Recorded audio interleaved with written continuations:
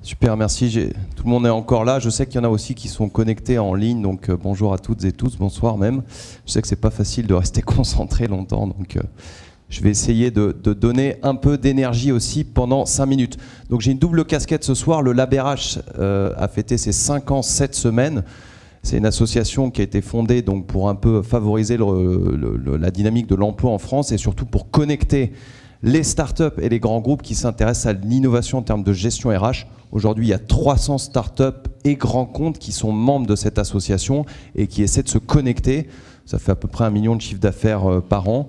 Et donc, je suis en tant que humble membre, moi-même, entrepreneur indépendant, aussi au conseil d'administration pour aider l'équipe permanente. On a 10 salariés à avancer au quotidien.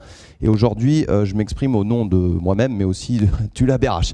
Et voilà, donc je voudrais vous parler, il y a un thème qui est donc l'entreprise de demain. Et moi, je dis, comment est-ce qu'on fait dès aujourd'hui, là, tout de suite, maintenant, là, dès demain, qu'est-ce que je peux faire demain, jeudi, hein, c'est ça, on est jeudi demain, avec mon équipe ou mon entreprise, pour incarner l'entreprise de demain. Et je voudrais vous parler d'un thème qui me tient à cœur et qui est lié à mon expertise intelligence collective et aussi un peu de neurosciences. Alors aujourd'hui, avec le Covid, on a vu qu'un peu notre cadre de travail a un peu explosé en 1000 morceaux. On avait des automatismes, je vais au bureau où j'ai mon équipe. Maintenant, on est un peu de chez soi et un peu déconnecté de son équipe et à la fois très connecté avec l'écran. Mais bon, tout ça est parti un peu en chamboulement. Et alors on peut se dire, mais qu'est-ce qui fait qu'une équipe fonctionne bien justement ? Et alors moi je me suis intéressé à une étude de Google que vous connaissez peut-être qui s'appelle le projet Aristote, qui date un peu déjà en 2012, mais ils se sont dit eux-mêmes la question, qu'est-ce qui fait qu'une équipe justement fonctionne bien ou une entreprise fonctionne bien aujourd'hui ? Et leur a priori c'était de dire, ce qui fait qu'une équipe ou une entreprise fonctionne bien, c'est les talents qui la composent, c'est les personnes qui la composent ou le manager. On pourrait dire c'est facile. Et en fait, ils ont trouvé quelque chose d'assez différent, qui était de dire les équipes qui cartonnent, et c'est là qu'on s'intéresse justement au monde d'aujourd'hui ou de demain, c'est celles qui ont le plus grand niveau de sécurité affective. Donc je répète, les meilleures équipes ne sont pas celles qui ont les meilleurs talents, mais celles qui ont la meilleure sécurité, le meilleur niveau de sécurité affective. Alors pourquoi ? Moi je me suis dit pourquoi ? Après on va voir comment, mais pourquoi ? Si on regarde il y a quelques millions d'années au début de l'humanité, on vivait en tribu. Si je disais quelque chose qui mettait un peu à mal, on va dire ce qui se dit d'habitude dans la tribu, a priori je me faisais éjecter, et quand je me faisais éjecter, c'était un lion qui me dévorait au coin de la rue. Aujourd'hui, éventuellement, on se fait écraser par une voiture, mais bon, c'est un peu moins dangereux. On a gardé dans notre ADN cette peur profonde. Si je casse un bout de lien social avec mon équipe, c'est-à-dire je dis quelque chose qui est en désaccord ou je dis quelque chose qui sort un peu du cadre, c'est un peu la peur de la mort qui vient. Sauf que c'est inconscient. Je n'ai pas conscience, moi-même ici qui vous parle, même si je parle du sujet, n'ai pas conscience de cette peur, d'accord ? Et donc c'est pour ça qu'on a cette peur de casser le lien. Et donc il faut qu'on proactivement, en tant que gestionnaire de mon équipe ou de mon entreprise, je crée le cadre de la sécurité affective pour permettre à l'équipe de travailler ensemble, d'être efficace, sans avoir besoin d'être dirigé en permanence. Et vous commencez à comprendre le lien avec la problématique du télétravail et de la déconnexion. Donc ça, c'est un élément qui est essentiel.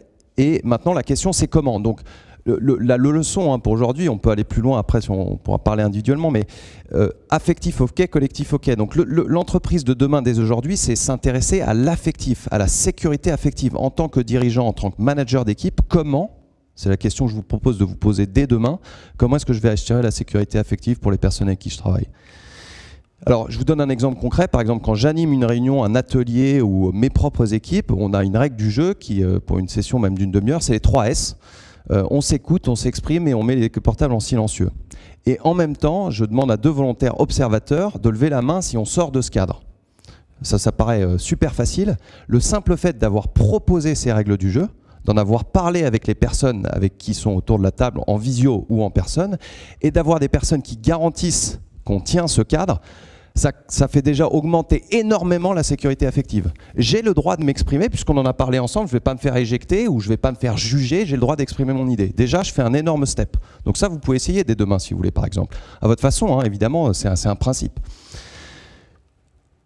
Il y a quelques années, donc j'étais plus petit, là, 9 ans, j'ai eu la chance de grandir en Afrique.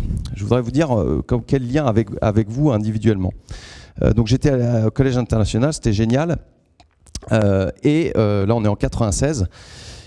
Et alors, il faut imaginer qu'en Afrique, il fait très chaud, pour ceux qui ont vécu peut-être ou été en Côte d'Ivoire ou dans d'autres pays comme ça. Il fait 38 degrés, 90% d'humidité.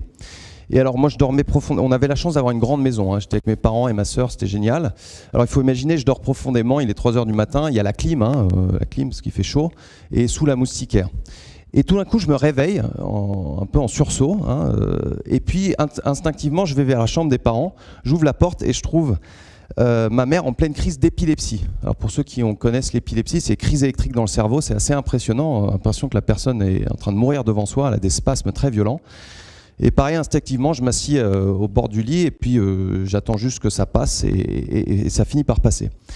Et puis j'apprends, alors j'ai pas appris le code en primaire, mais j'apprends quelques années plus tard à l'école que quand on fait passer un courant électrique à travers un câble électrique, ça crée un courant électromagnétique. Et quand ce courant vient taper un autre câble électrique, ça connecte les deux ensemble, ça s'appelle l'induction électromagnétique et c'est comme ça que fonctionnent vos plaques à induction si vous allez à la maison et surtout le sans contact. Et moi je me suis dit mais finalement peut-être que c'est ce qui s'est passé entre ma mère et moi, un changement brutal de l'activité électrique du cerveau de ma mère a influencé ma propre activité électrique et m'a fait me réveiller, etc. Vous connaissez la suite.